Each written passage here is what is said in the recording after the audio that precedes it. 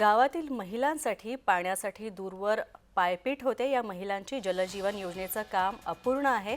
ही बातमी आहे गोंदियातली। गोंदियात सुकडी डाकाराम यात नळ योजनेचं काम हे जे ते अपूर्ण आहे, पूर्ण झालेलं नाही आहे हे काम, आणि त्यामुळे जलजीवन योजनेचं काम रखडल्यामुळे गोंदिया जिल्ह्याच्या तिरोडा तालुक्यातील सुकडी डाकराम इथं नळ योजनेचं काम रखडलं आणि त्यामुळे पाण्याची समस्या आता ऐन उन्हाळ्यात इथं निर्माण झालेली आहे। यामुळे गावकऱ्यांना पाणी टंचाईला तोंड द्यावं लागतं। सुकडी डाकाराम इथं गेल्या अनेक वर्षांपासून गावकऱ्यांना पिण्याचं शुद्ध पाणी मिळण्यासाठी नळ योजना राबवण्यात येत होती, मात्र या योजनेचं कामच अर्धवट आहे। 2 ते 2.5 वर्ष झाले पाण्याची समस्या आहे आणि 1 ते 2 किलोमीटरचे लोक इथून पाणी घेऊन जातात 2 वर्षापासून आणि त्यांना खूप त्रास होत आहे। कधी कधी आमच्याकडची लाईट पण जातो आणि मशीन खूपदा खराब होत आहे। आमचे पाण्या एनी टाइम दिवस रात्र मशीन चालू ठेवावं लागतं लोकांसाठी।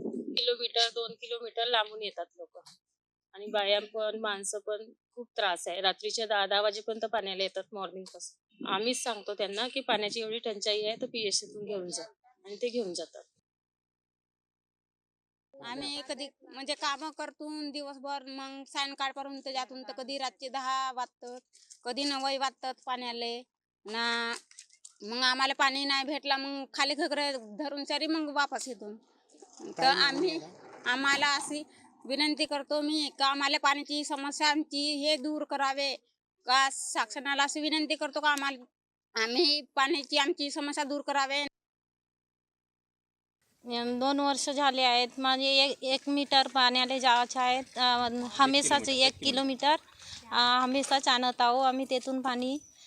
सायंकाळपर्यंत 10 वाजेपर्यंत भरत आहोत तिथं पाणी। नळ वगैरे काही येत नाही बरोबर, काही नाही। पाणी पण पाईप फुटला तर मग मिळत नाही 2-2, 3-3 दिवस, मग पाण्यासाठी तिथंच जावं लागते।